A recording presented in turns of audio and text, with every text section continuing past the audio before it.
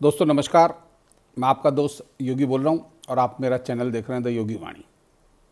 Channel पे पहली बार आए हैं तो चैनल को सब्सक्राइब कीजिए। वीडियो यदि पसंद आए तो वीडियो को लाइक कीजिए और लगे कि ये शेयर करने लायक है तो शेयर जरूर कीजिए।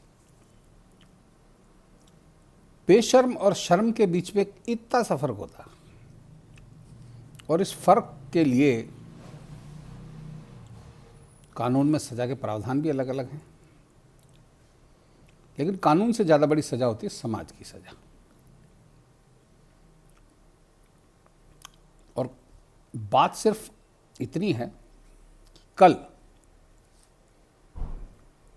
दिल्ली विधानसभा चुनाव में दिल्ली की मुख्यमंत्री आतिशी के खिलाफ चुनाव लड़ने वाले रमेश भिधुड़ी जी ने बयान में जो बात कही उससे राष्ट्रवादी भी चिंतित हो गए।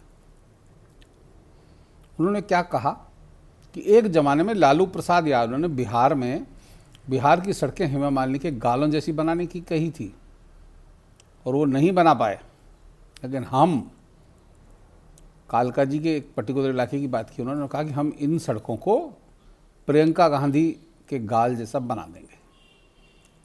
अब इस बात पर राष्ट्रवादी तो राष्ट्रवादी, बीजेपी तो बीजेपी, सब बैकफुट में आए पड़े हैं। लोकसभा चुनाव के समय आपको याद होगा, लोकसभा के संसद सत्र में याद होगा, इन्हीं रमेश भिधुड़ी जी ने एक बयान दिया था लोकसभा के अंदर खड़े होकर और बीएसपी के सांसद दानिश अली के खिलाफ उनको कहा था अरे ओ आतंकवादी, और भी कुछ अपशब्द कहे थे। उसकी बहुत आलोचना भी हुई, हालांकि उन्होंने इसके लिए माफ़ी नहीं मांगी। और 2024 के लोकसभा चुनाव में रमेश भिधुड़ी जी का टिकट काट दिया गया बीजेपी से। तब ये सोचा जा रहा था कि उनको इसकी सज़ा मिली है, लेकिन अब विधानसभा में चुनाव में टिकट देके ये बीजेपी ने जाहिर कर दिया कि कोई सज़ा नहीं दी गई है।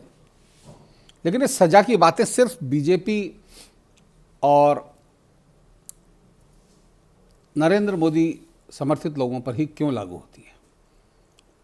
आपको एक वीडियो बड़े ध्यान से मिल जाएगा।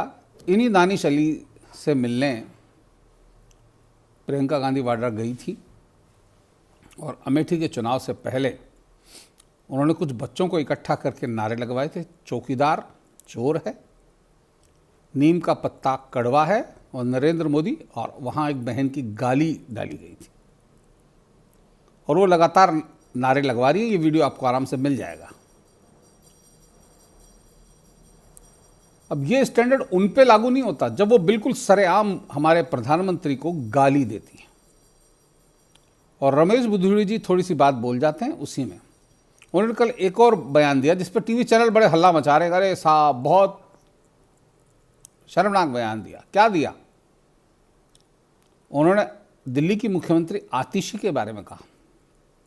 आतिशी दरअसल जेएनयू में पढ़ा रहे प्रोफेसर द्वय की पुत्री हैं और वो प्रोफेसर द्वय वामपंथी विचारधारा के इतने कठोर समर्थक थे कि उन्होंने लेनिन और मार्क्स के नाम को मिक्स करके और आतिशी का सरनेम रखा मारलेना, और इस मारलेना सरनेम के साथ आतिशी लगातार चलती रही। बीच में फिर वो बन गई आतिशी सिंह।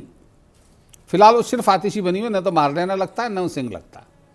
और कल रमेश भिधुड़ी जी ने यही बात कह दी कि को कभी मारलेना हो जाती है, कभी सिंह हो जाती है। तो ये बात तो उन्होंने वाजिब कही, सही कही, लेकिन साहब विपक्षी पत्रकार और विपक्षी मीडिया और विपक्षी लोग इस बात पे अड़े हुए हैं कि नहीं नहीं बहुत गलत बात करी। ऐसी कुछ बात नहीं। प्रियंका गांधी ने उस समय कुछ सही कहा था क्या? राहुल गांधी ने नारे लगवाए थे चौकीदार चोर है, तब सही था क्या? सिर्फ आरोप जो साबित नहीं कर पाए, अपने पिता से बड़ी उम्र के प्रधानमंत्री के लिए वो बात करते हैं, तो ये नैतिकता के स्टैंडर्ड्स सिर्फ बीजेपी और बीजेपी के कैंडिडेट्स के लिए, विपक्ष के लिए नहीं है। समाजवादी पार्टी के अध्यक्ष, वर्तमान अध्यक्ष अखिलेश यादव ने जब अपने पिता और उत्तर प्रदेश के पूर्व मुख्यमंत्री रहे, 2 बार मुख्यमंत्री रहे मुलायम सिंह यादव को पार्टी के अध्यक्ष पद से बेदखल किया और उनकी बेइज्जती करी, तो उनके लिए नैतिकता का कोई मानदंड नहीं था। तो नैतिकता के बीज सिर्फ हमें ही सिखाए जाएंगे। हमें से मतलब बीजेपी और राष्ट्रवादी लोगों को ही, और इनके लिए नैतिकता कुछ भी नहीं। आपने कई मौक़ों पे देखा होगा, कई बातें इनकी गलत हो जाती हैं, तथाकथित लिबरांडू पत्रकारों की, लिबरांडू संगठनों की, उसके बाद भी ये माफ़ी नहीं मांगते। और हम रमेश बिधूड़ी जी की थोड़ी बात कहने पर ही बैकफुट पे आ जाते हैं।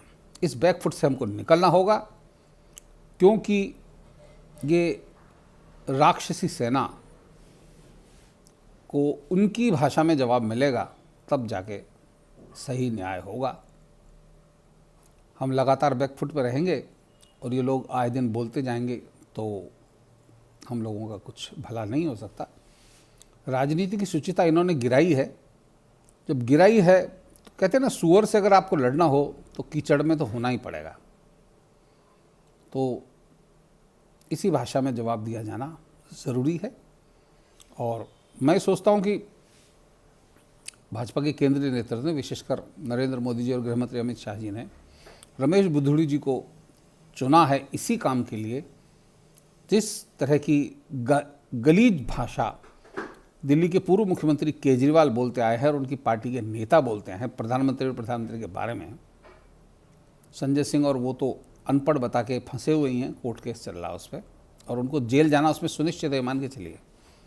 अब कानून की चक्की बड़ी धीमे चलती है तो समय लगता है, लेकिन उनका तय है। तो इस तरह की गलीज भाषा, आपको ध्यान होगा एक प्रकरण, जब कांग्रेस के प्रवक्ता, जो कभी कांग्रेस के बड़ी पार्टी नेताओं के पीए रह चुके हैं, पवन खेड़ा, जो आजकल प्रवक्ता हैं, पदोन्नति ऐसे होती है, चपरासी को पीए बना दो, पीए को नेता बना दो। इस तरह के प्रकरण और भी कई जगह देखे गए हैं।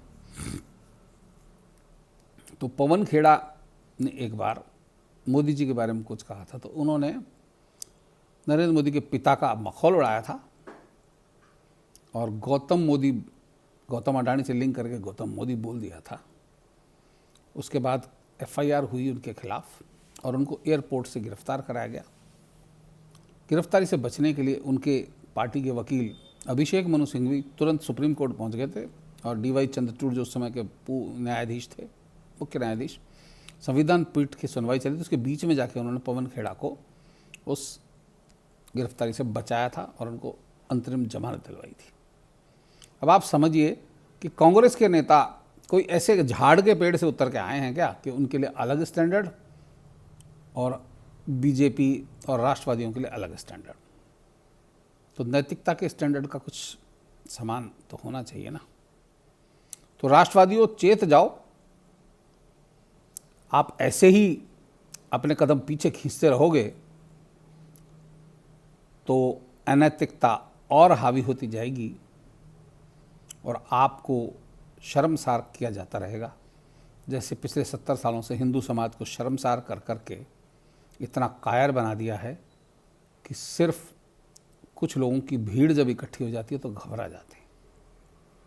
तो दोस्तों, आज के लिए इतना ही, फिर अगले वीडियो में बात करेंगे। तब तक के लिए जय हिंद, जय भारत, वंदे मातरम, जय श्री राम।